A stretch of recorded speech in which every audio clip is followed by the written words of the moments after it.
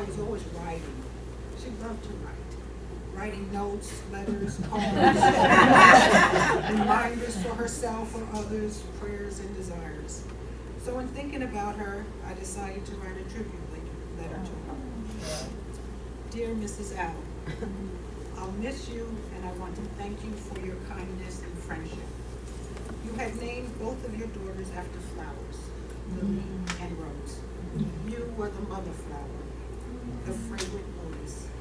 In Buddhism, we say our lives are symbolic of the lotus flower. However, you were the lotus. If you didn't have obstacles, you may have never taken faith, and the SGI family would never have had the pleasure of your companionship, your depth of compassion, and your light of the room smile.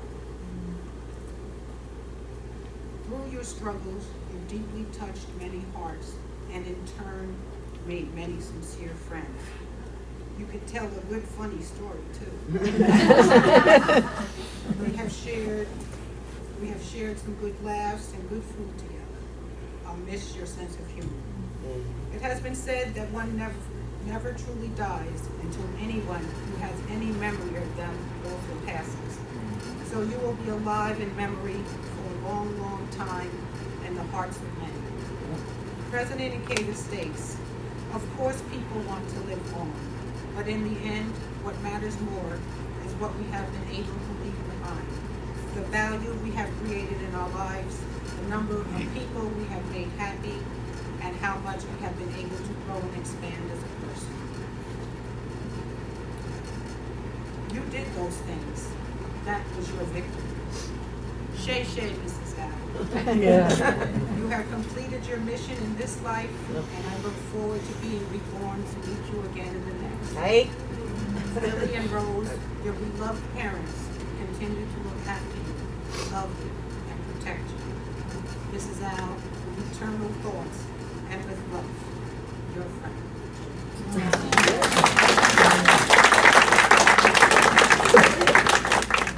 Good evening. My name is Dan Okrent, and I work for National Suffolk Law Services. We're a legal aid organization, and one of my clients was Shau. Wow.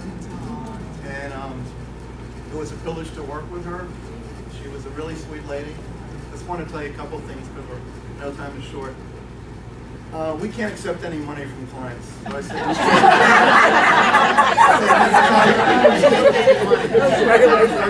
can I give you some candy? I can do candy. And well, one of the other things she sent me is no other client in the 15 years I've been there sent me a pair of socks. There must be 60 pairs of socks in my drawer. There was one more. And then another time she sent me another pair of socks. And I was really touched by that. And I wear those socks too.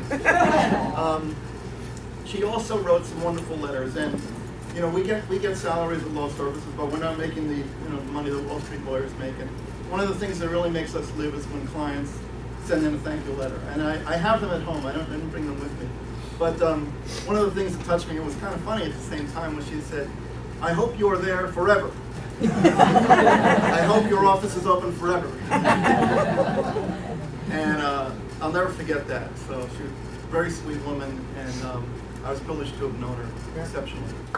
So on behalf of my sister Stacy and I, she sent this morning from Canada. On our behalf, our fondest memory of her was how thoughtful she was.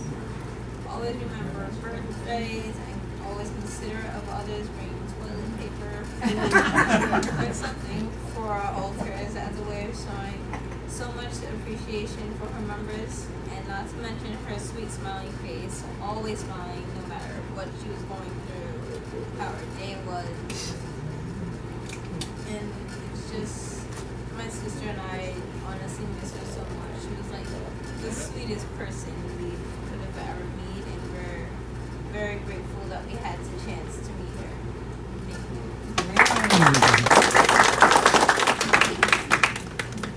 I'm going to miss her Chinese New Year red card. My daughter she always stuck a little doll in there for Lauren. I'm going to miss the knee highs She would somehow, I don't know what she bought out in Walmart, so, but she just always had a pair of knee highs every now and then for me.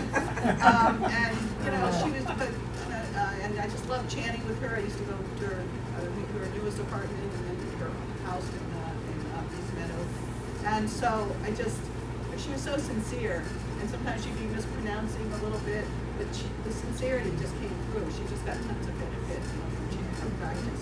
And that sincerity showed also in whatever she could contribute, you know, even though she didn't have much, every little piece of, you know, she was there at the cocoa table and just, you know, so I'm gonna, this Sunday, contribute her. So. I've known Mrs. Zhao for 15 years.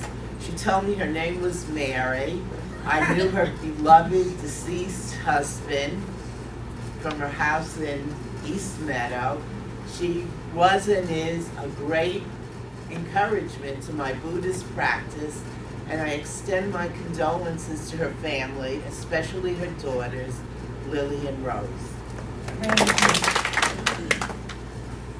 First of all, I want to really thank whoever put together this slide presentation. I really enjoy, thank you, I really enjoyed seeing pictures of Mrs. Zhao, especially when she was young, such a beautiful woman. Right. And her beautiful daughters, you know, who carried on her tradition. And just, it's great. I got to know Mrs. Zhao the last maybe 4 years. Mrs. Zhao would always come up to me after the World Peace Prayer with a packet. And inside the packet was, first of all, a report. She wrote me a letter. She wrote me a long letter reporting on her various issues, her health, her family, and then always with a note, please do not tell anybody. And I didn't. And I would pray, you know, for her, you know, about her issues that she brought up. And then, of course, also in the packet was a pair of socks. And a pair of knee highs for Elaine. And I have about 2 dozen of them. And I'm going to wear them for the next week. And also in the packet would be a $5 bill. And she would always say, I know you have a lot of money, but, you know, take this. So I would take the $5 and I would put it in the contribution in her name, and I would turn it in. And so then last year, I think it was last year or a year before, she came up to me, she was very agitated. She said, can you explain something to me? I got my contribution letter, you know, about money, and there's under another name, Mrs. Al, there's $60. She said, I never gave that money. Do you know anything about that? No, I don't know anything about that. But, so anyway, I really got to know her, and, you know, through their letters and through our, every month, she, as you know, she attended World Peace Prayer every single month. And through that, I really got to know her and talk with her and encourage her, and I was very sad when I heard about her illness, and very sad when she passed away. But Mrs. Al was definitely a very enlightened being, a very enlightened person, and I have great confidence in her future. You know, and just looking at the pictures, past, present, and future, I'm very confident about her existence, and I really appreciate how she touched so many people with her warmth and her compassion. So we're very fortunate to have her as a mother. Thank you. There's so much about Mrs. Al. Good. Oh, okay. There's so much about Mrs. Al that I can tell you. It's just like, don't tell anybody. Letters, I got letters home. Mine were all letters that she wrote me. Don't tell me. I'm telling you now where she's gone. Right? So, but in a way, I see the last 2 years of my child. My heart was broken because I kept on seeing her, you know, pain and pain and pain and pain. I was going nuts. I prayed for her. Well, 747, I was praying for her. And no matter what, like, the phone, it was like maybe 3 times a week, 4 times a week. She'd call me, I'd call her, see what's going on. And time that she was like full of like all this aggravation and stuff that she was going through, pain and everything that she was going through, I make her laugh. Because she called me Eric. I never knew that was the Chinese way of saying Eric. But I made fun of her. I said, what's the matter with you? You can't speak English. I think she's the guy loved her, right? So I would just say things to her that would make her, you know, just jiggle a little bit. Like, you know, just stop thinking about worrying and stuff. And I said, where are you? Where are you? I said, oh, I'm out in space. I'm a Chinese girlfriend. And then she would start laughing.